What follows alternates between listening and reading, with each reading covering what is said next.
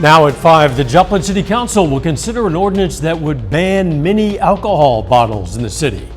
Plus, Missouri lawmakers pass a bill to ban texting while driving for all ages in the state. And the Biden administration's new restrictions on asylum are in effect. I'm Nicole Skanga in Brownsville, Texas, where some 2,200 migrants crossed over the border in the past 24 hours. The 4 states' most watched news starts now. We have some storm chances later tonight, some of them potentially severe. This is KOAM News at 5. I'm Dow Quick. Let's go straight to Chief Meteorologist Doug Heddy. Yeah, we do have at least a slight threat for severe weather as we go through the evening hours. You can really see it from parts of Nebraska through eastern Kansas, western Missouri, down through Oklahoma and parts of Texas. The higher threat is on the Kansas and the Oklahoma side. Really, from now until about midnight, main threats are going to be wind and hail will elevate the hail threat across the region. We do have severe thunderstorm watch for portions of northeastern Oklahoma, and then if these storms can get going big enough on the Kansas side, we'll see another watch that will pop out in southeastern Kansas. But you can see right along our dry line / our front, thunderstorms getting going in our far western counties. Even have a severe thunderstorm warning for parts of Greenwood County, so just to the west of Yates Center. We're going to continue to watch these. I'll break down the whole weekend for you here in just a bit. See you soon. On Monday, the Joplin City Council will consider a potential ordinance that aims to prohibit the sale of alcohol in what are called shooter bottles. Those bottles are commonly used for selling alcohol in quantities of 100 milliliters or less, those little tiny bottles. According to the council bill, shooters are easier to conceal and disproportionately contribute to violations of city code. A representative from Higher Society, a local nonprofit that helps clean up the community, says in 4 months they've picked up more than 50,000 shooter bottles. We clean up every Sunday morning. We start at 7:30 a.m. and clean up for 5.5 miles in Joplin. And every week we're picking up the same type of trash every week, and the most prominent are these shooter bottles. The city has bigger problems to deal with than some little 50 ml bottle.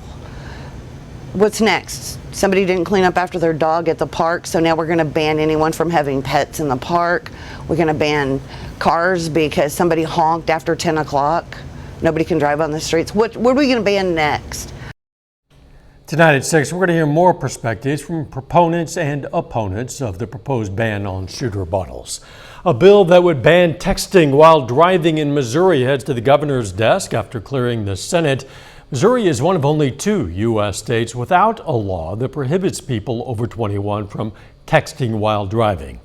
The bill would require hands-free cell phone use only for drivers of all ages. According to the bill, there would be enhanced penalties for repeat offenders, violations occurring in a work zone where workers are present, violations occurring in a school zone, and violations that result in property damage, personal injury, or death. Neosho High School seniors today took part in a tradition that dates back to the late 1970s. Every year, right before graduation, the graduating class comes together to paint Hill Street next to the high school. Their artwork stays there the entire year until the next class gets to paint over it. Officials say it's a great way to let students express their creativity and leave their mark on the school. For me, it's exciting but also sad because it's my last year in high school and I've spent my entire life in Neosho. But I grew up with her mostly, and I met her during my middle school years, so it was fun growing up with both of them. And being able to paint our square together is amazing for me. Each of the students must submit their design in advance so school officials can approve them. The man who is seen in a now viral video putting a fellow New York subway rider in a lethal chokehold has turned himself in. Prosecutors are charging 24-year-old Daniel Penny with manslaughter for the death of Jordan Neely. The video of the fatal confrontation has created an uproar. Penny is a Marine veteran, and his lawyer says he acted in self-defense. The end of the COVID-era immigration policy known as Title 42 did not result in a substantial increase in migrant encounters overnight. That's according to U.S. Homeland Security officials. But they acknowledge that Border Patrol officials are dealing with historically high levels of migration along the U.S.-Mexico border. Nicole Skenga reports from Brownsville, Texas. Migrants crossed the border directly into waiting buses in El Paso, Texas Friday, hours after Title 42 expired. Homeland Security officials say so far the policy change has not led to a surge in border crossings. We have not seen any substantial increase in encounters overnight or any influx at midnight. But migrant arrival numbers remain high, and the Mexican government estimates there are more than 26,000 migrants waiting to enter the U.S. We provide lawful, safe, and orderly pathways for people to come to the United States when they qualify for relief. Under the policy now in effect, migrants cannot gain asylum without first applying for it in another country. Those caught crossing illegally face a 5-year ban and possible criminal charges. Daisy Guerrero from Venezuela tells us she survived a kidnapping before reaching this migrant shelter in the Rio Grande Valley. I don't want the families to be exposed to any dangers. Sister Norma Pimentel runs Catholic Charities, one of the biggest nonprofit migrant shelters in Texas. I focus on the humanitarian part. I care about the families and making sure that they're treated with dignity and respect. She says the policy change is making it difficult for migrants to know what to expect. A 17-year-old migrant child from Honduras who arrived in the U.S. without a parent or guardian has died in federal custody in Florida, U.S. officials confirmed today. In Brownsville, Texas, Nicole Skenga, CBS News. Potentially dealing a blow to the Biden administration's new policies, Mexico announced it will not admit more than 1,000 migrants a day from those expelled by the United States. Still ahead, an important meeting postponed. Leaders in Washington are at a stalemate in negotiations to raise the nation's debt limit. I'm Willie James, the inman at the White House, with details on some progress being made behind the scenes. And next in Health Watch, we're going to meet a pair of siblings who went into surgery together when one of them needed an organ transplant. Topping today's Health Watch, cancer treatments are among the top 5 most affected by current drug shortages in the U.S. This includes about 24 different chemotherapy drugs, and the shortages are affecting treatment for a broad range of cancers. Unlike other drugs ranked in the top 5 for shortages, there are not often alternatives for chemotherapy drugs. Researchers at UNC have found a way to reach women who often don't have annual screenings for cervical cancer. They saw screening rates doubled among low-income women who were mailed testing kits they could use at home compared to those just offered scheduling assistance for an in-office appointment. Most cervical cancers occur among under-screened women. This is a special Mother's Day for a mom in New York. Her family was forced to make a tough decision when her son was in desperate need of an organ transplant. Reporter Michael George shows us how 2 siblings went into surgery together and came out closer than ever. For the Castro family, this Mother's Day means so much more. For years, Tara's son Zach was suffering from primary sclerosing cholangitis, a potentially deadly liver disease. I was just very fatigued, lethargic. I was jaundiced, my skin, my eyes were yellow, my legs were swollen. In October, doctors told Zach he'd need a liver transplant. And the best match in the family, his big sister, Kayla. She says she didn't hesitate to volunteer. It's just what I knew I had to do. For their mom, Tara, it meant both of her children undergoing a serious procedure. I was definitely afraid, but I have to say, too, I was more excited for the outcome because I knew that it was going to give Zachary a second chance in life. A team of more than 20 at Mount Sinai performed the all-day operation, simultaneously removing a large section of Kayla's liver and transplanting it to Zach. The liver is remarkable. It will grow to the size that he needs and the size that she needs. Dr. Sandy Florman, director of Mount Sinai's Transplant Institute, says the procedure was a complete success for both Kayla and Zach. Zachary should be able to live his entire life with this piece of liver. People who have transplants can go on to literally do anything you can imagine. Zach says he's more alive and energetic than he's felt in years, and he's pursuing his dream of becoming a court officer, and he has his big sister to thank. I'm very grateful for her. She's a lifesaver. She saved my life. And their relieved mom says she's proud of the children she raised. Both of them, they're just resilient. And just to even see them both, my son was up walking, the next day. He was a fighter. A Mother's Day with the whole family together and healthy. Michael George, CBS News, New York. Doctors say liver transplant donors often see their livers regrow up to 90% in just a few weeks. It's the only organ with that capability. Fewer teens are ending up in emergency rooms for mental health conditions, suicide-related behaviors, and drug overdoses. From the fall of 2021 to 2022, the CDC found a drop in ER visits by young people ages 12 to 17. Concerns remain, particularly for teen girls who experience these conditions and behaviors at higher rates than boys. And that is a look at today's health news. A little bit later, we're going to look at the latest projections for Mother's Day spending this year. Plus, we're tracking some thunderstorms working in again tonight. Those details coming up.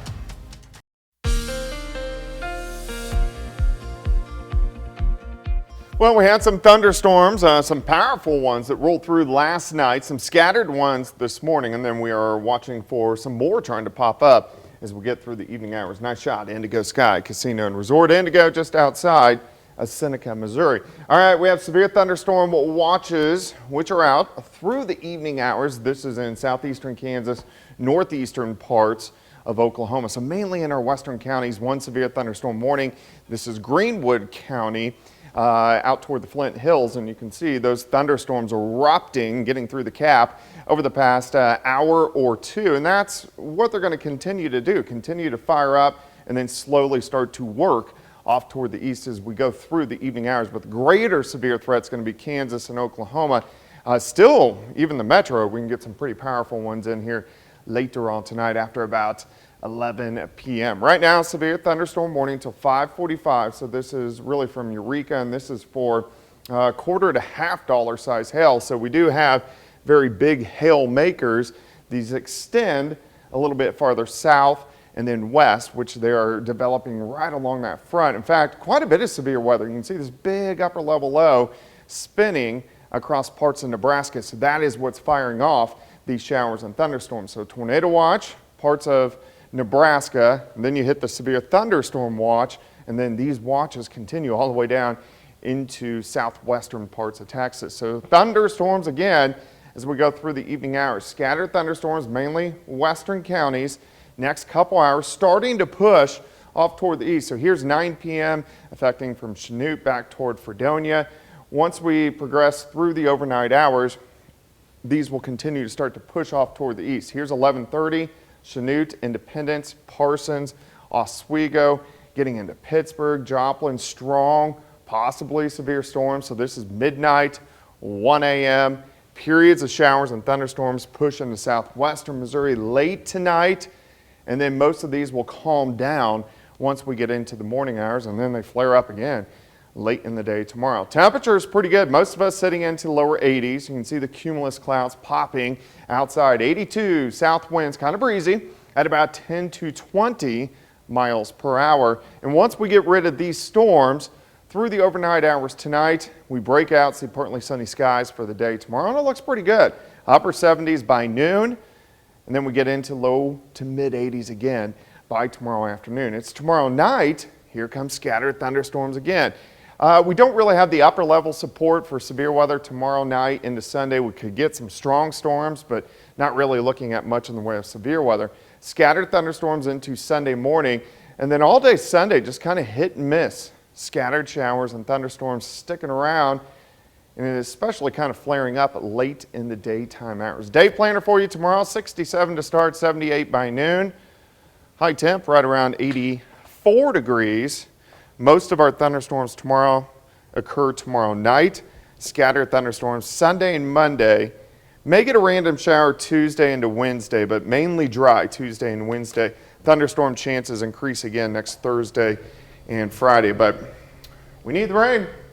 It's we May, do. so. I know some places feel like they've gotten a lot lately. Some have gotten relatively little. It's been very hit and miss. Thanks, Doug. Coming up, the latest on debt ceiling negotiations as the debt default deadline nears. Topping today's Consumer Watch, there are less than 3 weeks until Treasury Secretary Janet Yellen says our nation's going to run out of money to pay its bills. Congressional leaders were supposed to discuss the debt ceiling with President Biden today, but that meeting's been postponed. Reporter Willie James Inman is in Washington with why putting that meeting off could be a good thing. President Biden and congressional leaders agreed to postpone their planned debt ceiling meeting until next week. The staff has met the last 2 days. We think it's productive for the staff to meet again. The meetings have been productive over the past few days, and leaders wanted to continue before they regrouped. Those discussions will continue over the weekend behind closed doors, but both sides are still publicly pointing fingers at each other. We are not going to negotiate over the debt limit. That is something that Congress should act on. That is their constitutional duty. I have not seen from there a seriousness of the White House that they want to deal. It seems like they want to default more than they want to deal. Former President Trump has chimed in to say Republicans should let the U.S. default if they don't get what they want in the negotiations. And he does have some sway with House Republicans. 3 of the 4 have said that we have to avoid default. They've been very clear. We have to take default off the table. I will let you guess who was the 4th that did not say that. Republican senators also dismissed the idea. He's not the president, so he doesn't have a vote on it currently. We're not going to default. Majority Leader Chuck Schumer sent a letter to colleagues Friday morning urging the GOP to take default off the table and added the clock is ticking. Willie James Inman, CBS News, the White House. No definitive date has been set for the next meeting between the president and congressional leaders. Americans are spending big for Mother's Day. The National Retail Association and Prosper Insights and Analytics says Sunday should set a new record. They predict consumers will shell out $35.7 billion for Mom based on their annual survey. That's nearly $4 billion more than last year's record high. Peloton is recalling more than 2 million fitness bikes. The fitness company is urging people who have certain bikes to stop using them because of a problem with the seat. The recall involves model number PL01 bikes. Peloton says the seat post can break, which poses a risk of falling or getting hurt. The company says it's gotten 35 reports of that happening and 13 people have gotten hurt. As promised, Elon Musk is stepping down as CEO of Twitter. He announced today he's hired longtime media executive Linda Yaccarino for the job. She's leaving NBC Universal, where she served as chairman of global advertising and partnerships for 11 years. In his announcement, Musk says she's going to focus primarily on business operations while he focuses on product design and new technology. A final check of the forecast next.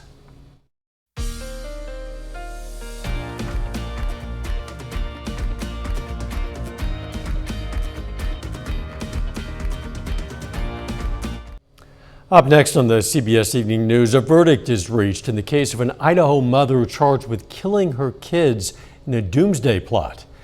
Then on KOAM News at 6, we're going to have more on that proposal to ban mini shooter bottles of alcohol in Joplin.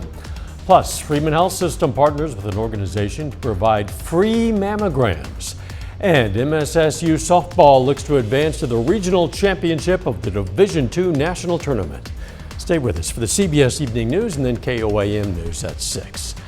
For the 6th straight year, Liam reigns as the top boy's name in the U.S. That's for 2022. And for girls' names, Olivia takes the top spot or remains there. That's according to an annual list released today by the Social Security Administration. Olivia has held the #1 position since unseating the name Emma 4 years ago. Other popular names on the list include Charlotte, Amelia, Sophia, and Isabella for girls' names, and Noah, Oliver, James, and Elijah for boys' names. It's funny how these names become popular in cycles. I was just going to say that. There'll be a group of names you will associate with people of a certain age, and then it shifts. And it seems like the popular names now, are popular for people between 60 and 90. So, right. Yes. But Dow has never hit the top of the list. Not yet. Doug never really does either. It gets up there. The weather. All right, thunderstorms, scattered thunderstorms, some strong, some possibly severe through the overnight hours tonight. Of course, we're going to have the latest on KOAM News at 6. See you right back here then. We'll make it a great evening.